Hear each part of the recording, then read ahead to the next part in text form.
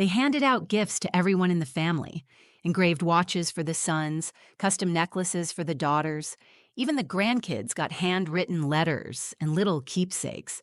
I stood there holding my daughter's hand, waiting, smiling politely like I'd been trained to. And then Sandra, my father-in-law's wife, turned to me, looked me right in the eye, and said, "There's nothing for you. You're not real family."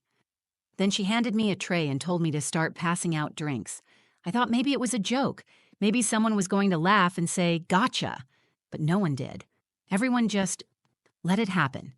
Even Marcus, my husband, just stood there in shock.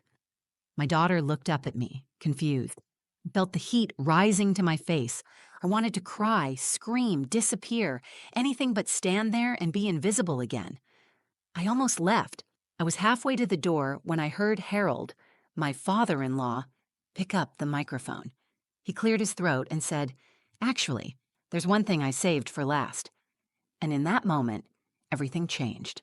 The morning of the party, I stood in front of the mirror for longer than I needed to. Not because I was worried about how I looked, but because I needed to breathe. I adjusted my dress, checked my makeup, and reminded myself again that today was not about me. It was Harold's day. 40 years as a firefighter, retiring with honor. He deserved every second of this celebration. Still, I felt the weight pressing on my chest. It wasn't nerves, it was history. I had never really belonged in the Green family, not in the way that counts. From the start, Sandra made sure I understood my place. She never said it outright, not until today, but it was always there. The way she looked past me at holidays. The way she gave Marcus invitations to family events and told him to pass it along. The way she corrected me when I called Harold Dad, saying, "He has children of his own, dear." Marcus told me not to take it personally. He said she was cold with everyone. But that wasn't true. I saw how she smiled at his siblings, how she hugged her daughters, how she gushed over Ashley's husband when he got promoted. It wasn't everyone, it was just me. The only one who never made me feel like an outsider was Harold. He wasn't a loud man, but he noticed things. He remembered my birthday. He helped fix the faucet in our first apartment. He showed Maya how to bait a hook and called her my little spark plug. It was quiet kindness, but it mattered more than he probably knew. That morning, I had finished a scrapbook for him. I had worked on it for weeks. I filled it with pictures of Maya and Harold at the lake, in the garden, on the couch, watching football. I added drawings Maya had made for him and little notes she dictated for me to write. At the end, I wrote a letter of my own. I thanked him for treating me like I was worth knowing, for making room for me in a family that never really opened the door. I didn't tell Marcus about the letter. I wanted it to be between Harold and me. As we got ready to leave, Maya bounced around the living room in her sparkly shoes. "Do you think Grandpa will cry when he sees the book?" "Maybe," I said, smiling, "but happy tears." "Can I give it to him?" "You and me together," I said. "It's from both of us." The event was being held at a large banquet hall that Sandra had rented out. Dozens of family members and friends had flown in. Tables were decorated with red and gold, the colors of Harold's old firehouse. There were photo collages, a projection screen showing slides of his career, and a buffet that stretched across an entire wall. We arrived early. Marcus went off to help his brothers with the slideshow. I stayed with Maya, holding her hand, greeting people I barely knew. I noticed right away that no one asked me how I was. They greeted Maya with hugs and smiles, but I was the afterthought, the shadow behind the child. I had gotten used to it, but it still stung. Sandra was in her element, giving directions, overseeing details, chatting with guests like she was running for office. When she passed me, she gave me a tight smile and said, "Try to keep Maya from smudging the tablecloths, okay?" I nodded and looked down at my daughter, who was doing nothing but standing beside me quietly. It would have been easier to stay home, but I came for Harold. I kept thinking about something my mother used to say. Some people will never see your worth, but the right ones don't need to be convinced.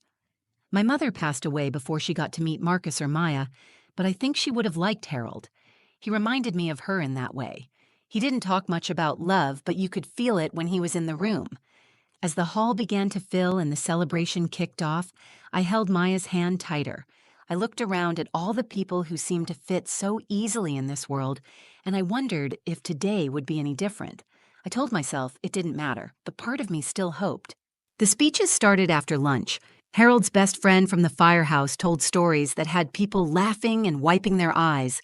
His captain shared a heartfelt tribute about Harold pulling a child out of a burning building 25 years ago, and how he never talked about it like he was a hero. Then Marcus stepped up to say a few words, and for a moment I forgot about everything else. He spoke with pride, and even though he didn't mention me by name, I felt a flicker of connection when he said, "Dad taught me that the strongest men are the quiet ones, the ones who show up without needing credit." The audience applauded. Sandra clapped extra hard, as if the moment belonged to her. Then the music softened and a long table was wheeled out to the front of the room. On it were dozens of carefully wrapped packages, labeled with names written in gold ink. Sandra stepped up to the microphone, her smile stretched wide, proud and polished. "We wanted to do something special," she said, "to honor the people who stood beside Harold during all these years, because behind every strong man is a strong family, and today we celebrate all of you." A few people in the audience stood to clap. I stayed seated, holding Maya close. I watched Sandra begin to call names. Each of Harold's sons walked up to receive a gift. Engraved watches, presented in oak boxes, each one with a note inside. "For your leadership," Sandra read aloud as she handed one to Marcus. "For carrying the green name with pride." Then the daughters. Each woman received a gold necklace with a fire emblem charm. Sandra hugged them, whispered something in their ears, posed for photos. Her own daughter, Ashley, got a louder round of applause than the rest. Then the grandchildren. One by one, they were given handwritten letters from Harold, printed and framed. Some had small trinkets taped to the backs, coins, badges, bookmarks from Harold's old Bible, personal touches, thoughtful things. Maya watched with excitement. Her legs swung beneath the chair. "That's so cool," she said. "I think I'll get one too." I squeezed her hand, not wanting to say anything yet. I had no idea if Harold remembered to include her, but I hoped. He always made an effort. Sandra stood up straight, clapped her hands once for attention, and said, "And that concludes the gifting. Let's give one more round of applause to our hero, Harold Green." People cheered. The room erupted with appreciation. Maya's face fell. She looked confused. My heart dropped. I waited a few more seconds, thinking maybe there had been a mistake. Maybe they had forgotten someone. Maybe they would realize Maya was missing from the list, that I was missing. Then Sandra turned to me. Her face changed. The warm smile disappeared. She looked at me the way a hostess looks at a server who forgot to refill a drink. She picked up a tray from a nearby table, stepped down off the platform, and walked straight toward me. "Here," she said, shoving the tray into my hands. "Make yourself useful. Start passing these out." I didn't move. The tray was cold and metallic. On it were 10 glasses of champagne, untouched. I looked around the room. No one said anything. Some people looked away. A few shifted in their chairs. Most avoided eye contact. I felt heat rise to my face, spreading across my cheeks like a burn. I glanced at Marcus. He looked stunned, caught mid-clap. His mouth opened slightly, but he didn't say anything, didn't move. Maya looked up at me and asked, "Mommy, didn't we get anything?" I crouched beside her and whispered, "It's fine, sweetheart, it doesn't matter." But it did matter. I stood, still holding the tray, and handed it to a passing waiter without a word. Then I turned and started walking toward the exit. 10 years. That's how long I had been married to Marcus. I had shown up to every birthday, every graduation, every barbecue, always bringing a dish, helping set the table, cleaning up after everyone left. I thought if I kept showing up, they would eventually see me, accept me. And in a single moment, Sandra made it clear. To her, I was still the outsider, the help, the woman who married into the family but didn't belong in it. I walked toward the door with Maya's hand in mine, my chest tight and my eyes burning. I didn't want to cry in front of her. I didn't want her to remember this day like that. Then I heard the microphone click. Harold cleared his throat and said, "Actually, there's one thing I saved for last." When Harold's voice rang through the speakers, I stopped walking. My back was to the stage. Maya turned to look behind us, tugging on my hand. I could feel every pair of eyes in the room shift toward him, but I didn't move. He repeated himself, louder this time. "There's one thing I saved for last." I turned around slowly. Harold stood at the center of the stage, his shoulders squared, a small velvet box in one hand and something tucked under his arm. His expression was calm, but his voice had weight behind it. It was the voice he probably used when giving orders in burning buildings, a voice people listened to. He didn't look at Sandra. He didn't look at the crowd. His eyes were locked on mine. "Lena, can you come up here?" The room went quiet. I hesitated. Maya squeezed my hand again and whispered, "It's okay, Mommy. I'll go with you." We walked together to the front. Every step felt like walking across thin glass. I could hear the sound of silverware stopping mid-tap, heels shifting on the floor. I avoided Sandra's face, but I felt the heat of her stare burning through me. When we reached the edge of the stage, Harold bent down to Maya's level. His entire expression softened. "Hi there, Sparkplug," he said. "Would you stand with me while I talk to the grown-ups?" Maya smiled shyly and nodded. Harold stood and faced the room. "I've spent my life around people who believe that loyalty and love are proven through action, not blood," he began. "So I wanted to take a moment to talk about someone who has shown me that kind of love every single day for the last 10 years. I felt my throat tighten. My palms were damp. I hadn't expected any of this. Harold continued. "When Marcus brought Lena home, I'll admit I wasn't sure what to think. She was quiet, a little too polite. But I watched her. I watched how she loved my son, how she raised their daughter, how she showed up for everything without needing a spotlight or a thank you." He reached under his arm and pulled out the scrapbook.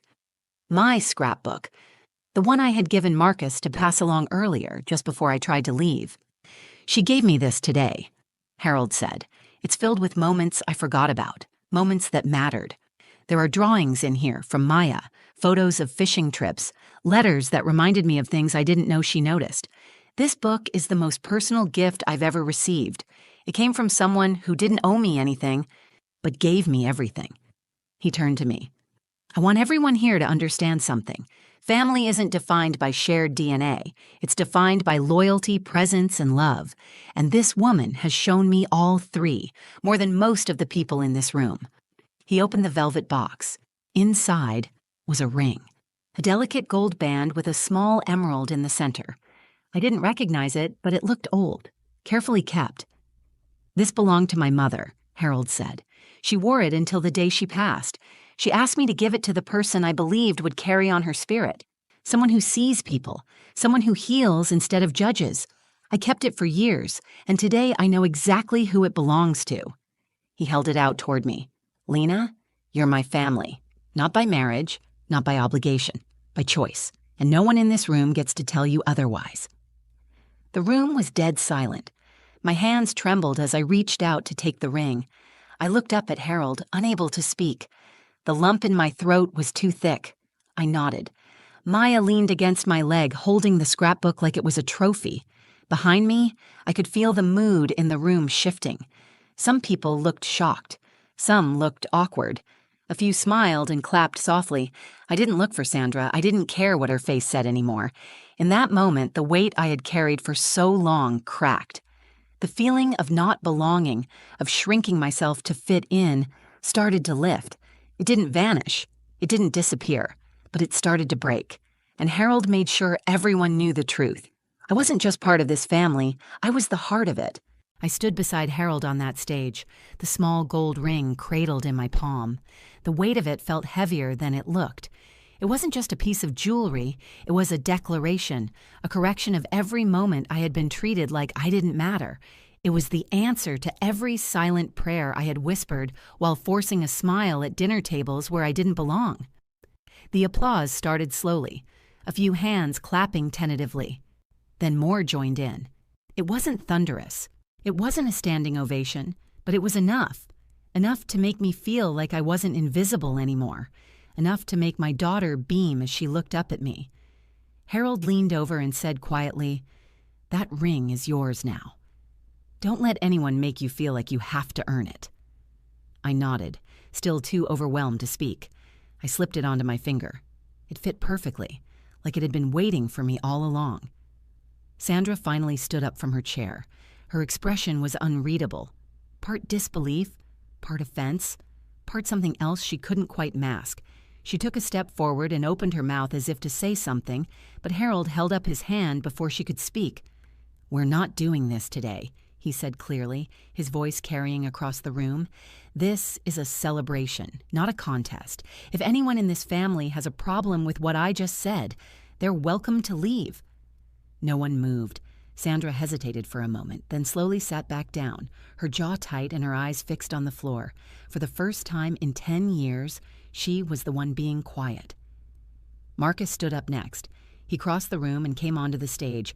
His eyes were on me, full of something between guilt and pride. "I should have said something earlier," he said, his voice low but steady. "You didn't deserve that. You never have. I'm sorry." I didn't respond right away, not because I was angry, but because I was trying to hold on to the moment Harold had given me. I wasn't going to let anything cloud that.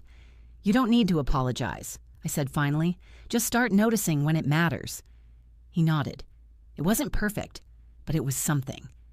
Maya reached for the microphone. Harold smiled and knelt down to help her hold it. "My mommy made the book," she said proudly. "She said love is what makes a family, and Grandpa said it too. So now we're the same." Laughter broke through the tension. A few people clapped again, this time with more warmth. Harold kissed Maya on the head and took the mic back. "I think that's a perfect way to end the speeches," he said. People returned to their seats. The music started up again. A few guests came over to hug me, offer kind words, say they had never realized how much I did behind the scenes. One of Marcus's brothers even apologized for never speaking up before. Sandra kept her distance. She spoke to a few guests but didn't come near me again. I didn't need her to. For the rest of the afternoon, I stayed close to Maya and Harold. We took pictures. We danced. We laughed. I watched Harold flip through the scrapbook 3 more times before the evening ended. He ran his fingers over the drawings like they were glass, handled each page with care. Before we left, he pulled me aside. "You've been part of this family for years, Lena, but today I made sure no one could question it again." "Thank you," I said, my voice soft. He smiled. "You didn't need my approval. You already earned your place. I just wanted everyone else to know it." As we walked out of the hall and into the warm evening air, I looked down at the ring on my finger. It wasn't about wealth or status. It was a symbol that someone had finally seen me for who I truly was. Not a guest, not an outsider, but someone worth standing up for. And for the first time in 10 years, I didn't feel like I had to shrink myself to be accepted. I stood tall. I was home. Later that night, after we got home, I tucked Maya into bed. She was still glowing from the party, retelling everything to her stuffed animals as if it were the best day of her life. To her, it was. She didn't carry the weight I had carried. She didn't feel the rejection. She just saw her mom standing on a stage with her grandpa, being loved out loud. Once she was asleep, I sat on the edge of my bed and looked at the ring on my finger. I turned it slowly between my thumb and forefinger, remembering the way Harold had handed it to me, the steadiness in his voice, the way he had looked at me like he had been waiting to say those words for a long time. I didn't cry. I thought I might, but instead, I felt a stillness, a calm I hadn't known I needed. For years, I had tried to earn a seat at a table that was never set for me. I had smiled through cold silences, offered help when no one asked, showed up even when I was left off the guest list.